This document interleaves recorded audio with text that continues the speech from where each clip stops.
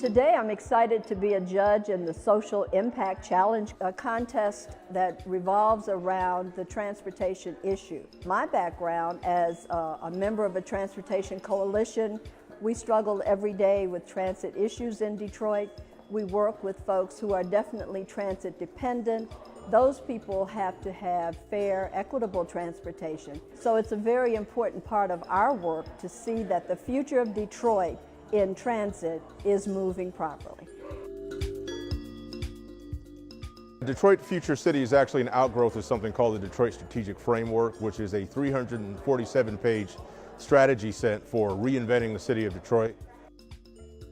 As large as the challenges are in Detroit, the opportunity to move things forward and to affect change is really big. It's what brought me back to Detroit, and I think it's what makes it so exciting to actually live there, work there, and practice there as well. Those things aren't present for so many people who live in Detroit, and I think they were taking that on wholesale and understanding how they could affect change in one part of the city and how that might be replicable and actually scalable across other parts. The ultimate benchmark of success is really going to be in the eyes and minds and hearts of Detroiters, if they're able to look and see a tangible improvement in their quality of life. What you find is that sometimes when you partner with the right people, you're able to get a lot of positive stuff done, and you can have a tangible impact. What we saw here was a very thoughtful application of innovation and how that can impact people's lives.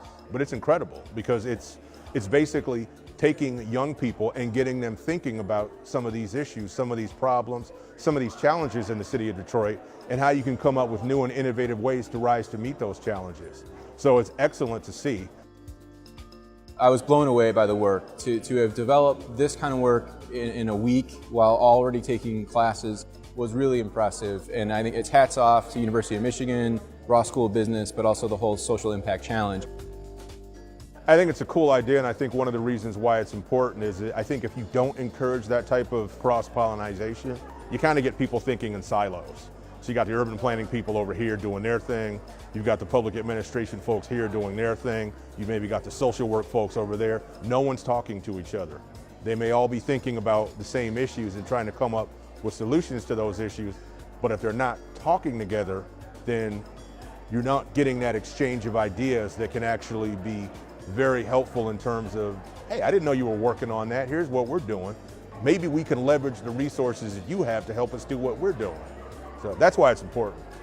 And that certainly made it difficult to approach, but all the more rewarding and with all the more potential to come up with really creative, interdisciplinary solutions that really allowed us to pull our unique kind of skills and competencies together. The multiple angles that they attacked it with was highly creative and very, very innovative for modern planning.